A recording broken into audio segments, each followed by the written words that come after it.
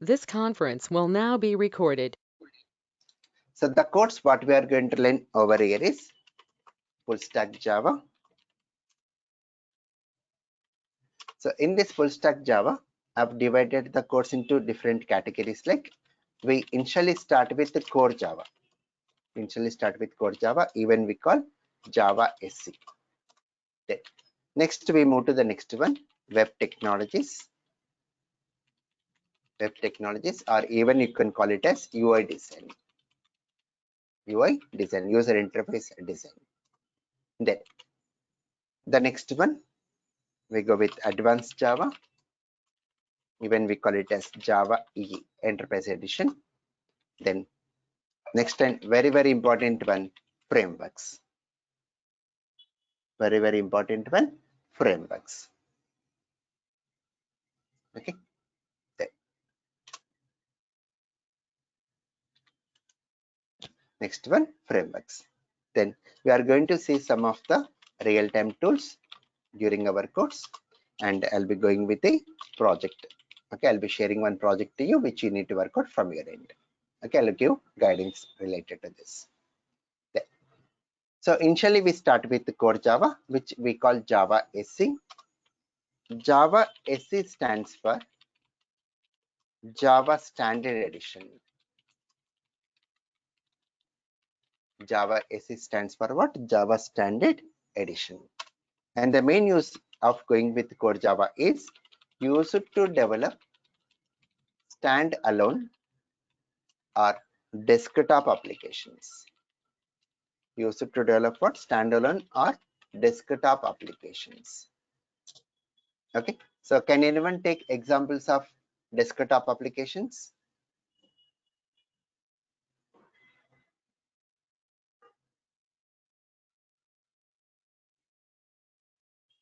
Examples of desktop applications what we have used up to now?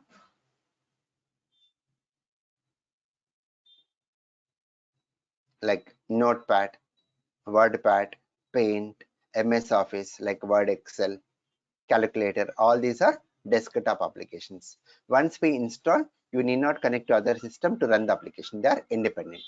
Such type of applications only we call desktop applications. So to develop desktop applications, we go for core Java.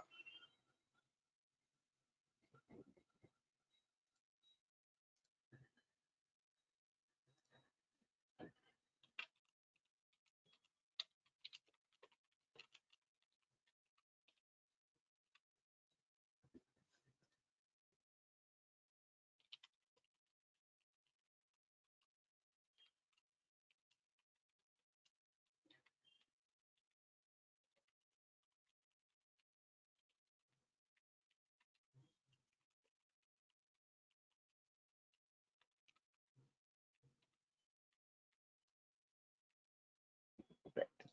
Now, the contents what we discuss in this core Java is like, the contents what we discuss here is, we initially start with Java introduction, which I'm going to do in tomorrow's class. Then we go with the next one, Java features. Then we'll be learning how to download and install Java. How to download and install Java. I'm going to show you 16 version. Then once we download and install Java on our operating system, we'll be developing a Java application. At a command prompt. We are going to develop the Java application where at a command prompt. So as I'm having Windows operating system, I'll be showing it command prompt, and even I'll be guiding you how to do with other operating systems like Linux or Mac. Then next we'll go with the download and install Eclipse IDE. Download and install Eclipse IDE. In our course, I'm going to make use of Eclipse IDE. Then we'll be developing a Java application in Eclipse IDE. Okay, so this completes our introduction part. Introduction part contains what is the need of going for Java and how to develop applications at command prompt and Eclipse. The next part we go with Java basics. So this is the place where everyone can understand from the basic terminology of programming. Okay, even though you are not having any background of programming, don't worry at all. We'll be starting everything from scratch. Okay, so from this Java basics, everyone can understand very easily. Here we'll be learning the basic terminology of programming like keywords, data type, variables, data types, operators, then if statement, switch statement, while loop, do while loop, for loop, etc. Okay, so more of programming. This is the place where we learn the programming skills and logical skills. And starting from these basics, I'll be giving assignments to you. Starting from basics, I'll be giving assignments to you, which you need to do and submit it back. Then I can guide you properly. The next one.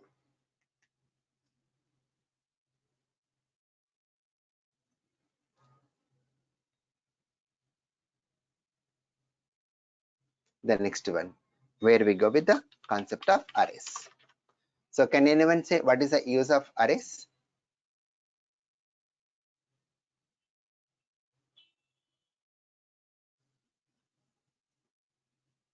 If you have to go through more document at the same time, like 1 to 100, so you have to go through, like you have to command, and then Yeah. after, so it goes one by one, is drawn one by one. Right. Yeah, it is mainly used to collect the elements. When you want to collect multiple values into one single variable, to hold the data in one variable, to collect the elements, we go with what? Arrays. Multiple data. To manage multiple data, we go with arrays. The next and very, very important one, Java OOP, object oriented programming. This is the very, very important one, and this is the base for our Java. This is the base. If you are good with object oriented, then only we can understand the remaining topics of Java. So we'll be concentrating more at this place. Here we'll be learning the meaning of classes, objects, constructors, static keyword, packages,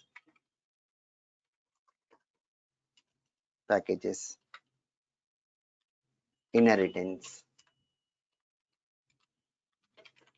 polymorphism,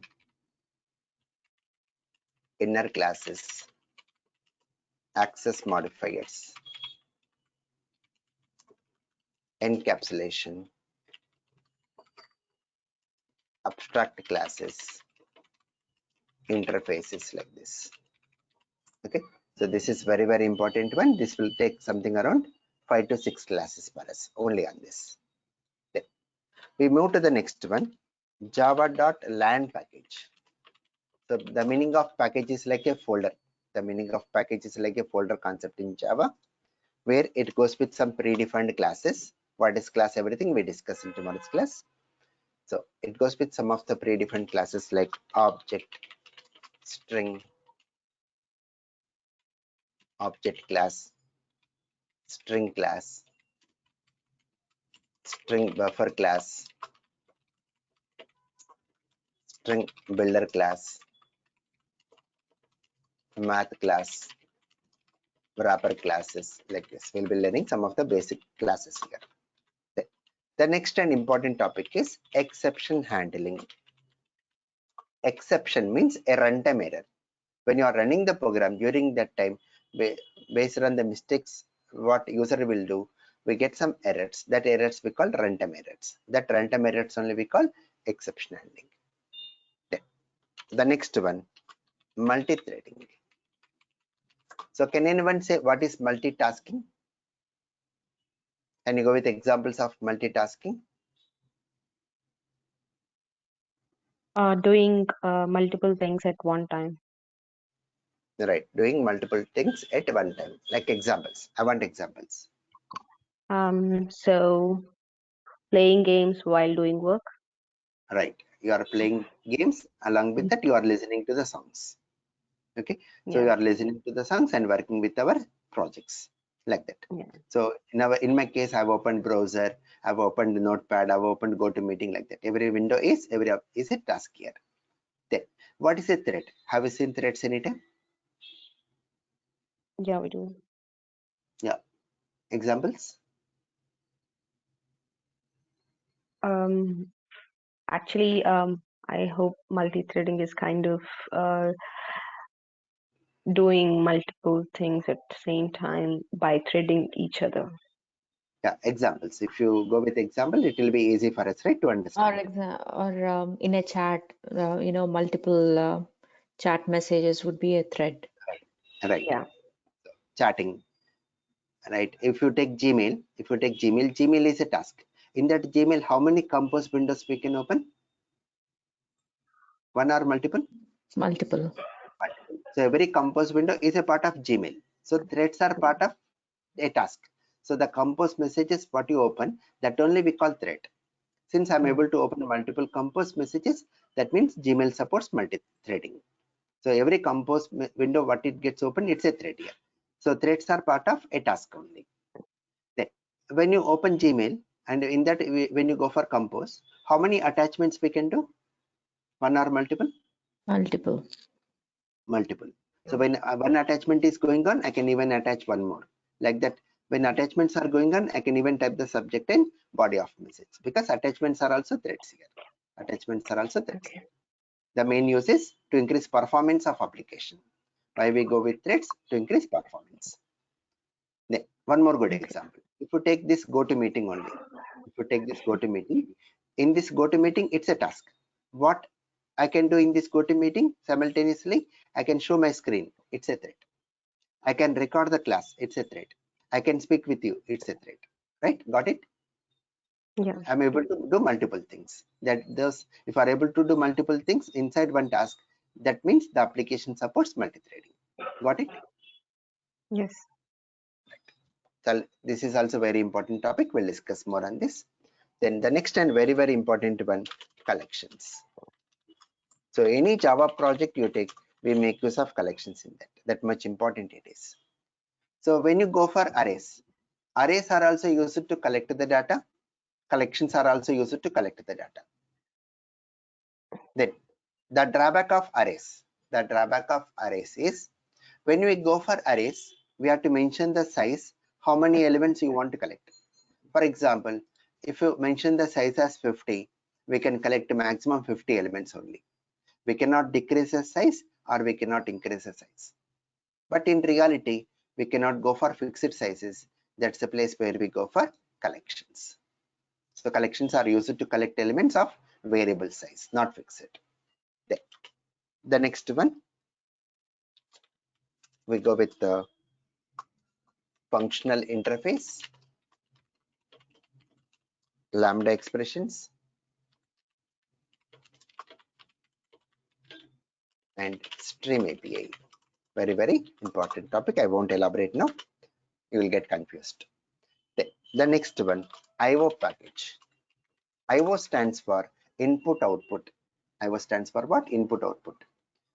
Now, let us suppose you are writing a program. After writing the program, we use some data during runtime. The data what we use during runtime, is it temporary data or permanent data?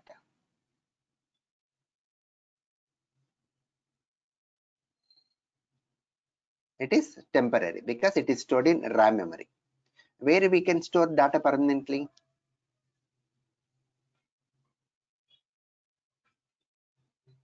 Hard disk, right? Where we can store data permanently? Hard disk, either in the form of data files or database tables. So this IO package mainly used to manage the data files. It's for data files. Then we move to the next one, SQL concepts using MySQL database. We'll be learning about the database concepts, and that too we do by using MySQL database. The next and very, very important topic, the last topic of core Java, JDBC, Java Database Connectivity. From our Java program, we can connect to databases. Okay, so with this, we complete our core part. Then the next we'll be entering into web technologies, or UI design, user interface design. Here we'll be learning the contents like we start with HTML, then we go with the CSS, JavaScript, TypeScript, then XML, JSON. Okay, so these are the, and even we'll be going with one more very important one, Angular.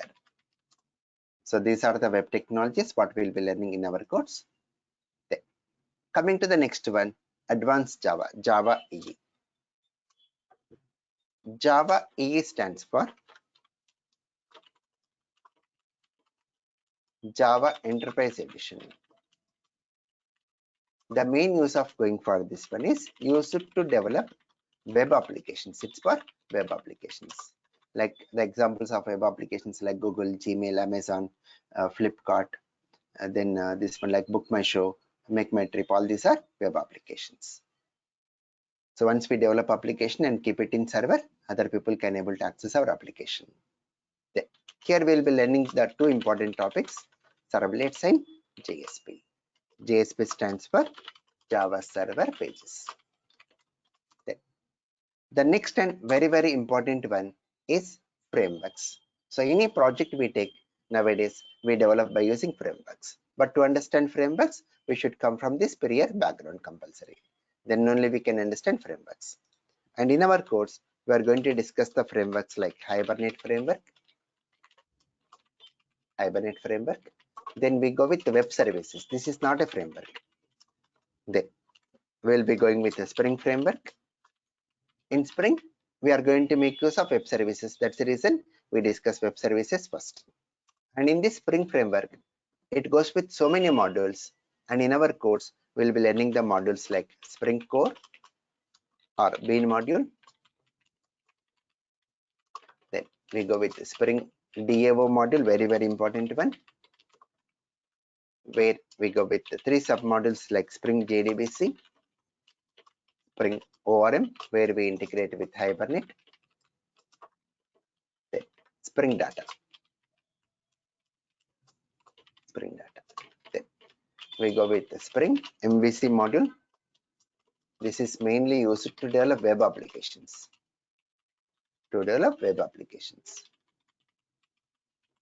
Then we go with one more important module, Spring Boot module.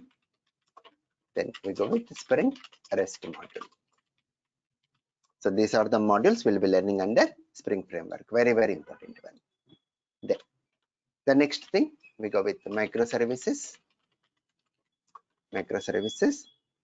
So these are the things we'll be covering in these frameworks. Then, during our course, we'll be learning some of the real-time tools like JUnit. We go with Maven. This one like GitHub. Then we go with this one like Lambda, like this. Okay, so I'll be discussing those directly. Then finally, I'll be going with a project to you. Okay. So we are not learning TestNG framework. No, TestNG no. Okay. Because covering so many tools will be difficult during our course, because duration is also very important, but you can manage yourself. Okay. So once we complete this, managing the other topics related to Java, you can manage very easily from your end. I'll be giving some guidance where we can get those tools, how to learn those tools, those all guidance I'll be providing. You can manage very easily. Thank you. Okay. Then finally, we'll be going with a project. The duration of our course, goes with maximum 60 hours. Approximately 2.5 months to 3 months. And the time is Monday to Friday at 8 a.m. IST. So whatever the link you have used to join, you can use same link to join for tomorrow and even for next week. I'll be mentioning the dates, from which date to which date that link will work. You can use that link, and the class will go for 1 hour maximum. The people who are in US or Canada, it will be Sunday to Thursday. Remember, the people who are in US or Canada, it will be Sunday to Thursday. So take care of your time zone. So whatever the time you have joined today, it will remain same. The class is getting recorded, and once the class is done, so every day I'll be sharing this class notes. Whatever I'm typing here, I'll be sharing that. The programs, whatever I show, the diagrams, whatever I draw, the recording, everything will be shared to you after the class. And whatever the recordings you are getting every day, please download onto your machine. Please download the recordings onto your local machine, because I'll be cleaning my drive. I'll be cleaning my Google Drive in regular intervals. Every month I'll be cleaning my drive. So once you get the recording, means up to 1 month that recording will be available. So please download it. If you miss to download, don't worry at all. Don't worry. If you just keep a mail, I'll resend it again to you. Okay. But try to download from your end so that it will save some time for me. Right. Yeah. So that's about from my end. Let me So, stop. excuse me for a minute. So